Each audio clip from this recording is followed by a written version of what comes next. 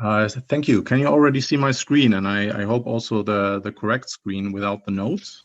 Yes, it's Yes. the slides. Perfect. Okay. Hello, everyone. My name is Dirk Schweim, and I'm from Mainz in Germany. And my talk is on the influence of grammars on crossover in GE. And I will start with the research questions. My article studies how different types of grammars affect the resulting individuals of a GE one-point crossover.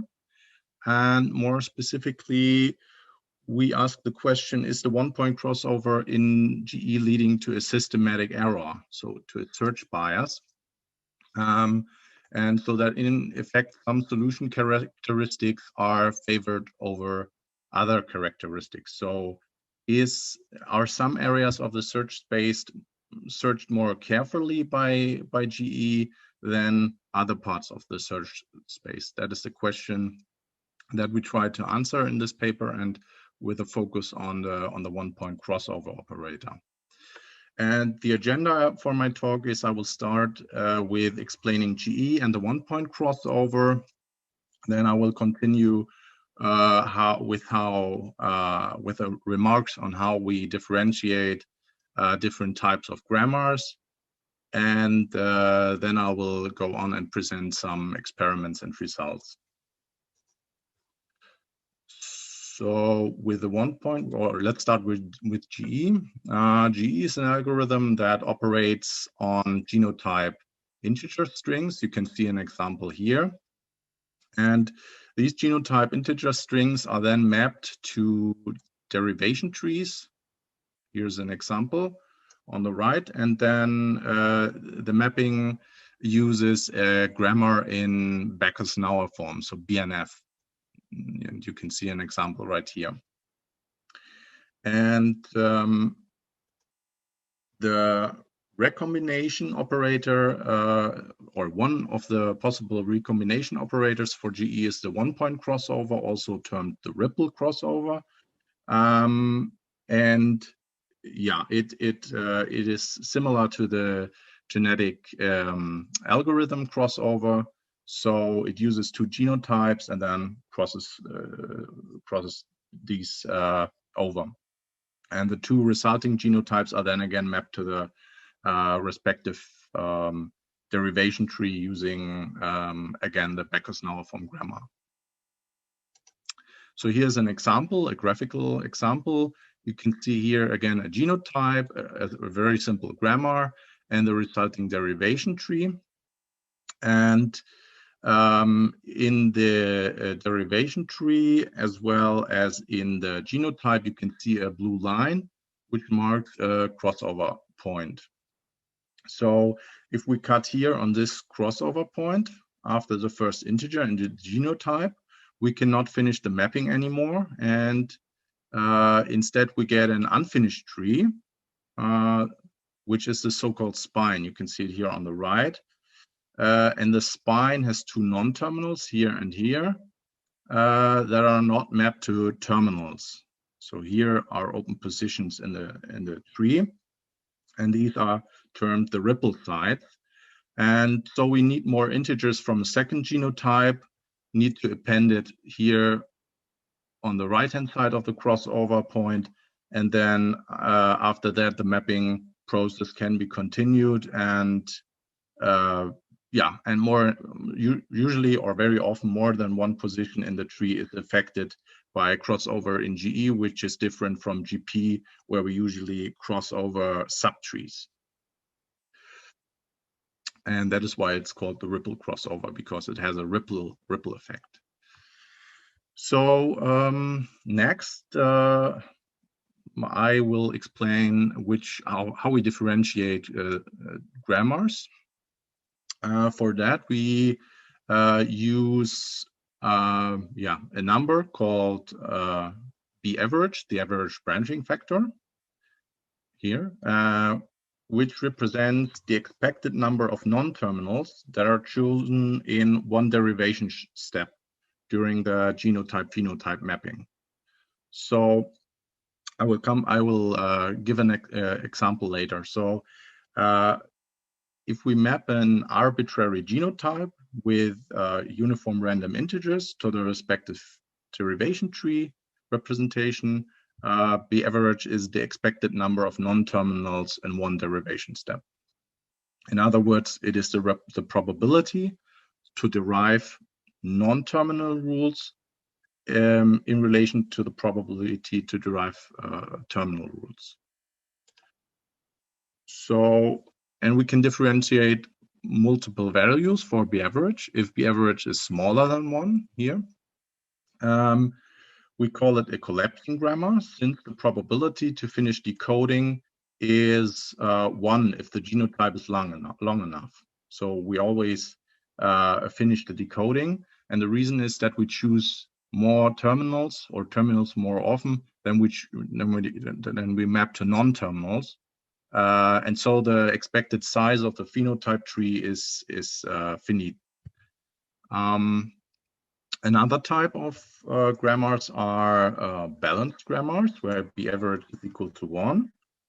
So the expected number of non-terminals chosen in a decoding step is equal to 1, and on average, we choose one non-terminal in each mapping step. So we end up with some solutions where the mapping can be finished, but also we get some invalid solutions where the genotype to phenotype mapping process will never end.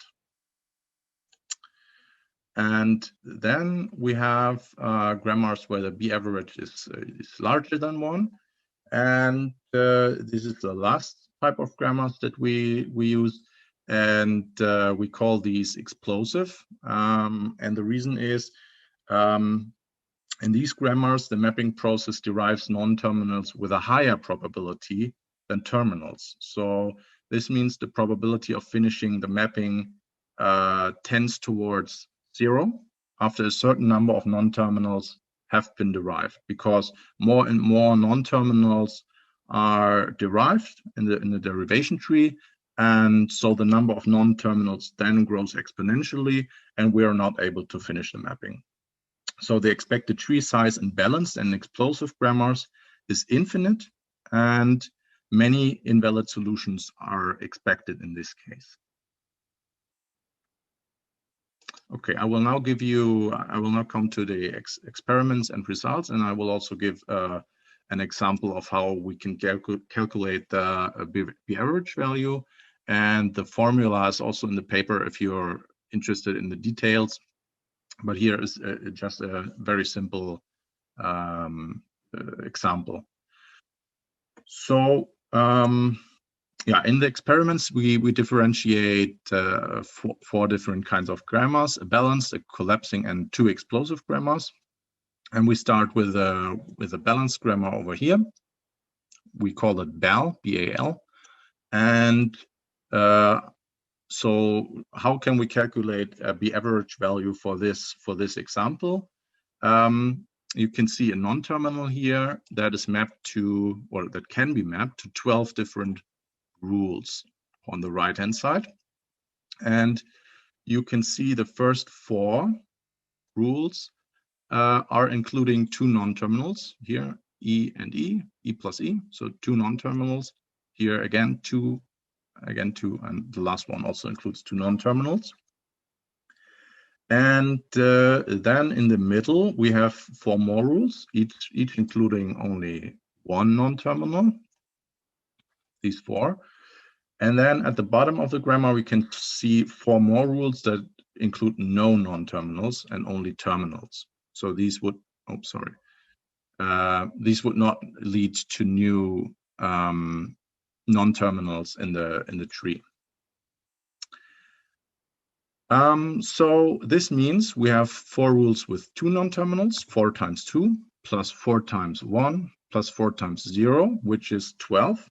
And this has to be divided by the number of rules, which is also 12. So 12 divided by 12 is 1, and that is the average branching factor in the derivation tree. Okay, this is how we came up with this number, and this explains the properties of the grammars pretty good. And then we have a collapsing grammar here, and also we have two explosive grammars, which you can see over here and over here. And this one is called exp plus because it has a very high branching factor of 1.25, and the other explosive grammar exp has an average branching factor of 1.143, which is a little bit smaller. So please note that all of the four grammars that we use in the experiments are able to express the same phenotypes, but they differ in the number of rules. So they are able to express the same phenotypes, but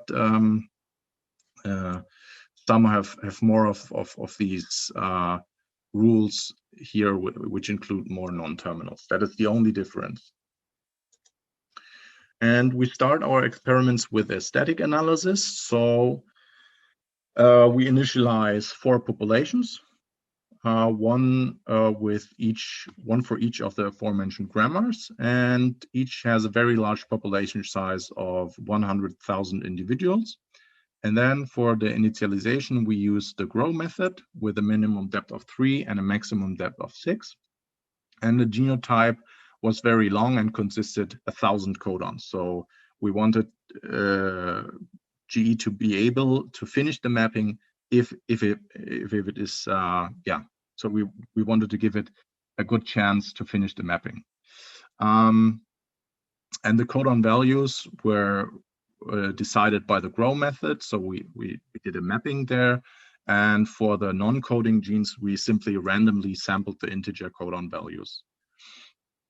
And we did not allow duplicate phenotypes because there is a tendency with many initialization methods that we have duplicates, and we didn't want to see that. So we prohibited duplicate phenotypes and have 100,000 different phenotypes in each of the four populations. And we also ensured that the phenotype trees were identical between the four populations. So possibly the populations contained different genotypes because the BNF grammar was different, but the phenotypes were the same.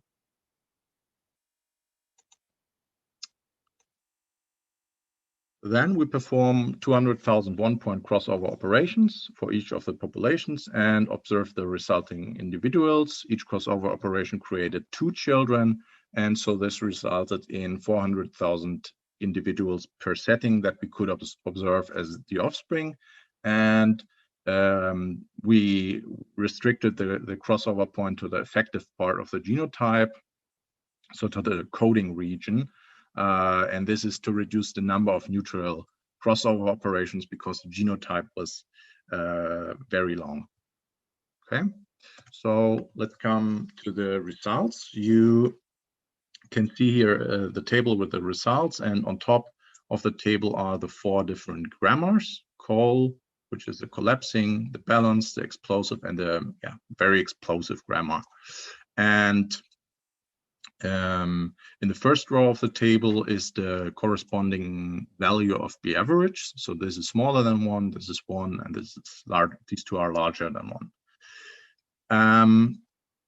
And then we can see in the second and third row the number of valid and invalid individuals, and we can observe for the collapsing grammar that no invalid individuals were created as expected, and for the balanced grammar, low amount of invalid individuals could be observed, and with increasing the average, the number of invalid individuals is also increased. And then in the next rows, we can see a diversity measure. So the number of offspring phenotypes that are different from the 2 parents. And here we can see that this is the highest for the collapsing grammar. And the number gets lower with increasing the average again, in part probably because of the number of invalid solutions over here. That could be a possible explanation. And then what we can also see in the table is the number of used codons before and after crossover, and the tree nodes before and after crossover. And before crossover, it's the same for all four setups, as I said, because the phenotypes were initialized in that way, so that each of the four populations contained the same phenotypes.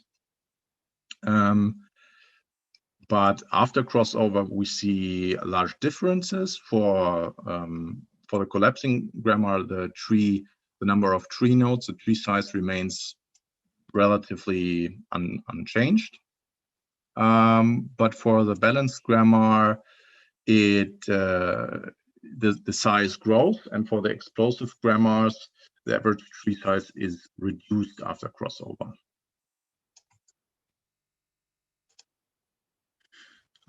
Next, we did a dynamic analysis where we observed the effect after 10 generations of crossover without selection. This time we created only 100,000 offspring individuals during crossover in every generation, so that the number of individuals in a population remained constant. And we saw before that the crossover created a high number of invalid solutions, especially when we used the explosive grammars. So in this experiment, the invalid individuals that are created during crossover are ignored, and instead we resample more solutions. So we do more crossover operations and replace invalid solutions with valid solutions. So we have 100,000 valid solutions in every generation. And I brought a plot where we can see the result of this dynamic analysis. So on the x-axis, we see the phenotype tree size here, and on the y-axis, the relative frequency of individuals that were observed with the respective phenotype tree size, and then the dotted black line here it presents the frequencies over the tree sizes in the initial population. So this is the same for all four grammars again, and then we can see for this initial population that the majority of trees had a size of 10 to 50 nodes. And we observed no trees with a smaller size than 5 due to the minimum depth parameter chosen in our initialization method. So this is expected. And then the colored lines show the distribution of tree sizes after 10 generations of crossover without selection. And the frequencies, as you can see, have changed drastically, more or less independent of the type of the grammar that was used. So we can see that all four grammar bias the tree sizes towards smaller trees with less than 10 nodes here, where that is the majority of observed trees. And what you also can see is the two explosive grammars are biased more than the remaining two grammars. So here the red and green line, there the frequency is shifted even more towards the smaller trees. So then we were interested in what are the effects with selection pressure. So of course this can differ. And we did a last experiment to see how the search behaves in this setting. And we used a simple tree matching problem. And on the slide, you can see 3 different problem instances. And N at the bottom of the slides here stands for the size of the problem. So the size of the tree that we search for, 200 nodes. And with an N that is equal to 50 here on the left, we look at a sample problem, and for N equals 200 here on the right, we look at a harder problem. And the plots show the best fitness values over generations, and it is a minimization. So yeah, more or less it's an error value here. Okay, so lower is better. I will not go into the details of the parameters that we use. They are in the paper. but I want to show briefly show the results. What we can see is that the explosive grammars perform worst. So this is the very explosive grammar, and it performs the worst. And the balanced grammar performs the best in all problems, on all three problem instances. But of course, we have to know this is an artificial problem, and so this needs more careful experimentation to really say that this is an effect that we can always observe. So this is not a general thing, but I thought it was an interesting finding to also show you these plots. Yeah, and but what is also interesting is we can note that here is a really large gap between the grammars, so there is a real disadvantage after initialization, and it becomes smaller after some generations. So the selection pressure is able to control the bias in a very efficient way, and this is also very elegant, I think, and a general feature of evolutionary algorithms. And so we have very biased initialization methods in general in our community, but it's not so important, because selection is a very efficient way to reduce this bias and to guide the search. And this is another interesting finding, I think. So with that, I will close my presentation. A brief summary. The results of the study allow a better understanding of grammar design and GE. We find that independent of the value of the average, all grammars are biased towards small trees. And when the average is not equal to 1, we observe an increased bias towards small trees.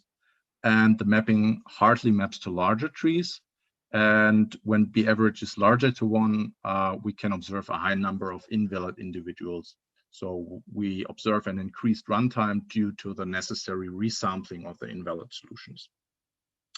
Overall, we argue that the balanced and collapsing grammars with the average smaller or equal to 1 are a better choice. And for these grammars, we find only few or no invalid individuals and improved fitness results in our experiments. So thank you very much for listening, and I guess now we have some time for your questions. Thank you very much.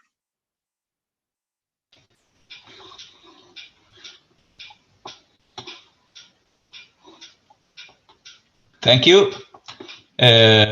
Nuno, I can try to collect the questions. I see that there are 2 questions on the chat. One is from Bill, one is from me. So Bill, can you please read your question? Or do you want me to? Okay. Sure.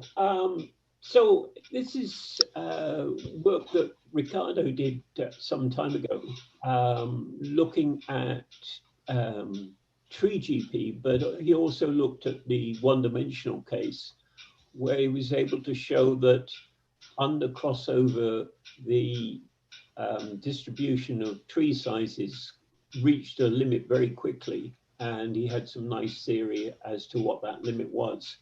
And in particular, it did show a concentration of the population at small trees. And so I was wondering if it would be of interest to try and apply something similar to your grammatical evolution work. I'm not sure if I got this question. So maybe can you rephrase it? There's some existing mathematical theory about the distribution of tree sizes under genetic programming crossover. So I was wondering if it would be possible to apply that theory to your experiment. Oh, it would be definitely interesting to have a look at that. Yeah, I guess. Okay. Okay, thank you, Bill. Prepare maybe a paper or some work. I would definitely be interested in that and have a look at that, of course. Thank you, Bill. Thank you, Dirk, for the answer. I can go with my question because I don't see any other questions. So based on your findings, do you think that it is possible to automatically optimize a grammar by keeping the search space, so the language that the grammar defines? And if yes, would you use some metric derived from, let's say, crossover and the results of application of crossover, or would you just use that feature be average describing the expansion proneness of the grammar? Yeah, I have to say, and I think I noted that in the talk, very limited by now, right? So it would be very interesting to have a deeper look into if the findings hold also for real problems, like for program synthesis. Usually we have grammars that are very expansive and very many non-terminals. So it would be interesting to look in that in the future to see if we include more terminal nodes, or maybe, as you suggested, to dynamically decide that during the search, if this could improve the results of the search. Yeah. Okay, thank you very much, Nuno. I think we can. Okay. Thank you. Okay.